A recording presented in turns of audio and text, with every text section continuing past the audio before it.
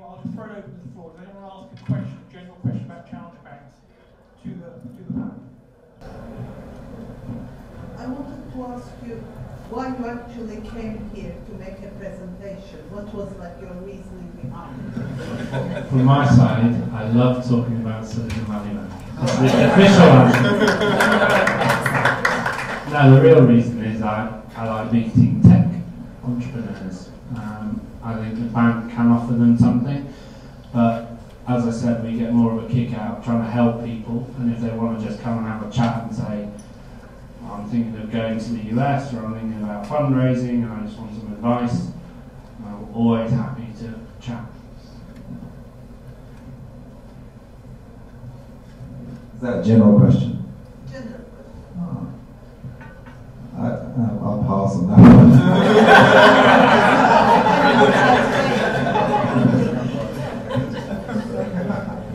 I think the bottom line for us is that we smell a change in the area, we smell a change in the political climate, in the consumer climate, and because we've done it before, we know how to do it, and we've been lobbying for change for 2.5 years. The tide is turning, so it's not so much we decided to come to talk tonight, it's that somebody asked us, and we said, yes, we'll take it.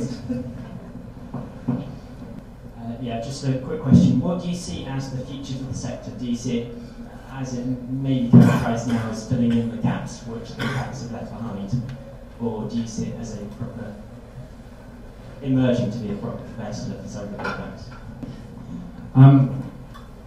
I think the bank sector is right for disruption. I think I read a great quote the other day, any sector that's dominated by people wearing ties deserves to be disrupted. And I'm a great believer that global behemoths cannot survive in the digital age, because the theory of the firm says you specialise and build a company and grow to the point where the boundaries of the firm are.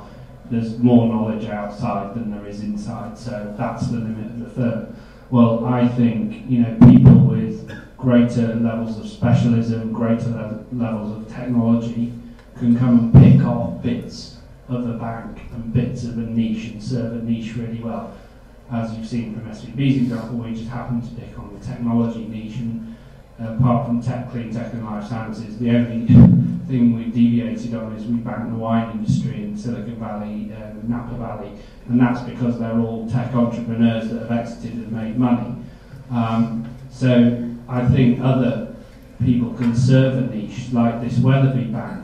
They've been up in the northeast serving the horse racing industry and very wealthy people for hundreds of years in Yorkshire, and it's a great niche, and they know their business, and I don't think anyone else could probably serve that niche as well as they do. So I think more of that, and I think specialist peer-to-peer lending where they're doing small amounts of capital and they have business process innovation as well. I think customer service innovation is right. I mean, how many of us really love our banks? Hardly anyone. Are there apps that you love that serve you as a consumer? Yeah. Things that work really well and serve you specifically, that you chose and pulled out of that app store. And I think fintech and banking is going to go the same way. So we were on this fintech London program, and each of the banks, most of them anyway, are organising an event, and one of them has something to do with Edinburgh. They organised a breakfast meeting for us, and the topic was mobile, and each table was kind of thinking about the future of mobile banking and stuff. And the table I was on, the scenario was that there's some people are walking down the street and they're wearing Google goggles, and suddenly they see on their Google goggles that there's a couple of people around who'd like to have a lunch, and they can get together and they can have a discount on their lunch, and they go into their local Starbucks, which is by now offering champagne breakfasts or lunches or whatever, and they opened up a kind of account at another bank instantly, because someone's got their mobile on their glasses, they put their mobile phones together, they're old-fashioned guys, and so on and so forth. And I think that we just can't imagine what's going to happen in 5-10 years' time. Just like when I first saw a video on YouTube, I just couldn't believe it. And same with the first wiki page, and saying and I guess maybe that's to answer the lady's question earlier. That's why maybe I'm here right now, because of this idea of API and open innovation and so on and so forth. That has been really, excellent in other fields, Twitter, Google, all the rest of it. And now maybe it's going to come to banking. So I think there will be a radically different future.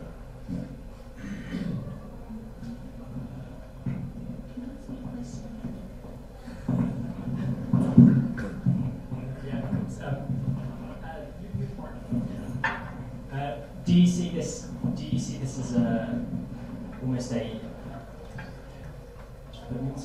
as a fledgling sector, which will always be on the side, just picking up bits which banks have forgotten how to do well, or do you see this as potentially a challenger for the mainstream of the sector? Yes, sorry, I answered the question better now. So I don't think anything that people in this room are doing is fledgling once there is access to the level of data that you need. So mobile apps, mobile banking, making life better. We have a huge paper about that. In fact, that would help sectors that you probably haven't even thought about. The banking the unbanked, banking the homeless, so on like that. Lots of people have mobile phones, and you think they haven't got the smartphones, but they do. So that's a huge passion of ours, because more and more people are becoming less and less banked effectively. However, I think what we said 2.5 years ago is there are key, enormous, significant barriers, and the last one, hopefully, is about to topple.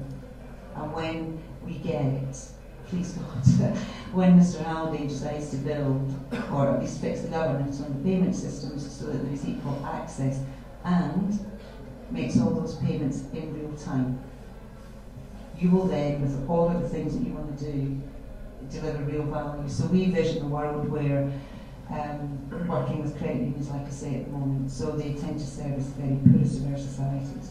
What they need, and these students, what they need is the ability to walk out of boots, they just spent a £5, and without asking for it, the phone jumps up and tells them, you've got £10.50 left today.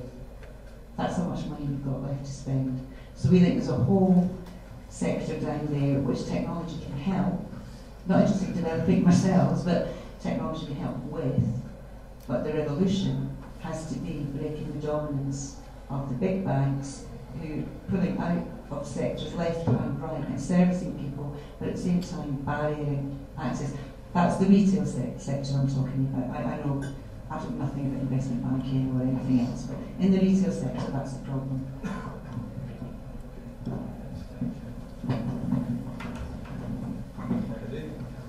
A very, very simple question. Who is going to pay for this brave new world? Historically, it's been the big banks. Who's going to pay for it in the future? So the way that the payments happen is that the big banks invest money in Payments Council. Payments Council creates the payments platforms, banks, chaps, all of that good stuff. But then what happens is, when they sell the agency banking services, that's how they get reimbursed and get paid back. So somewhere in there, there's a place where these different banks, chaps, and so on can stand on their own 2 feet and could be that's what I believe, could be revenue generating, and they don't actually need the bank thing. And the model for that is very simple. The model for that is an American Express or a Visa or a MasterCard. They do the same thing, they provide clearing, but they don't have this special status and they don't have the domination. Alternatively, we can just shift a bit towards the Swedish model, which is that the banks do put money in, all banks put money in, and there's a regulator on top of it, making sure there's an equitable return but that there's also competition and open access. So there's at least two models that I think would work. And in terms of models that work, I like Fido Bank in Germany. So for those of you that might not have come across it, so that's a Facebook-based bank where you can open an account, but if you go and get other people to open an account, they pay you. So they're paying you for their customer acquisition, and they pay you less than they earn through getting bank accounts with people. So their scalability is fantastic. They're obviously VC backed to get going. But where consumers will pay for a service that they're not getting elsewhere, you can charge fees for that. And there are a bunch of underserved segments, as Fiona mentioned quite a few. The big banks can't be all things to all men anymore and expect to get paid for it, or offer free bank accounts and have people get fed up with them because you have a free bank account, you get rubbish service. Whereas we're not all able to bank with Coots and pay a ridiculous fee each month to get white glove service. So there's something in the middle that niche banks can pick off.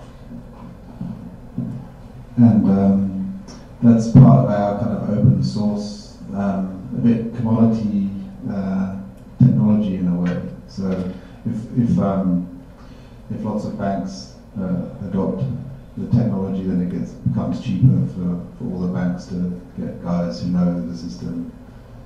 License fees are cheaper anyway, or free. So that's one way. Thank you. Thanks very much for the presentations tonight. Before tonight, I didn't know very much at all about the UK payment system. My background is in Australia, where I spent many years playing the game inside big banks, responding to pressure from regulators to try and make banking more transparent, more equitable, and resolve some of the hidden cross subsidies.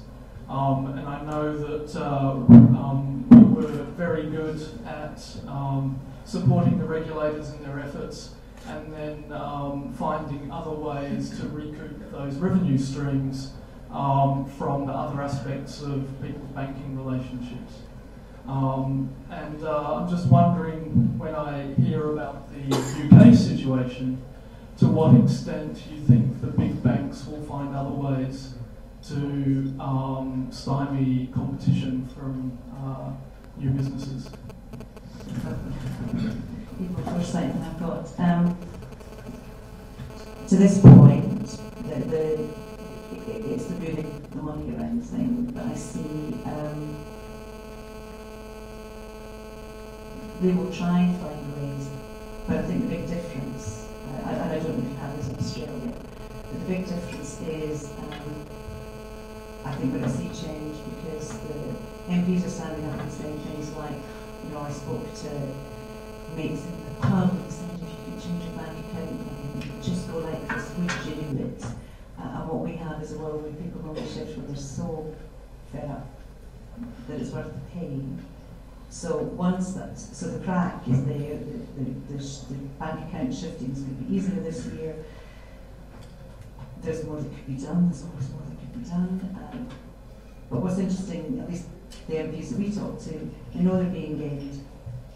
They just don't quite understand how they're being gamed. And they're on the lookout for being gamed because there's a swell from the ground up saying it's got to be different. It's like the banks have forgotten that it's our money. And so if there is enough smarts at that level to dig in and make the changes that are needed and the market opens, then there will be, there'll be pain and there'll be all sorts of things, but there will at least be change and people will be able to have a voice. And then that's for me, that's when the change happens. So it's a lack of competition. I do believe it will shift, and I think this is a pivotal year. I don't know if that answers your question, but I guess I could do it. We put our hands together for our panel.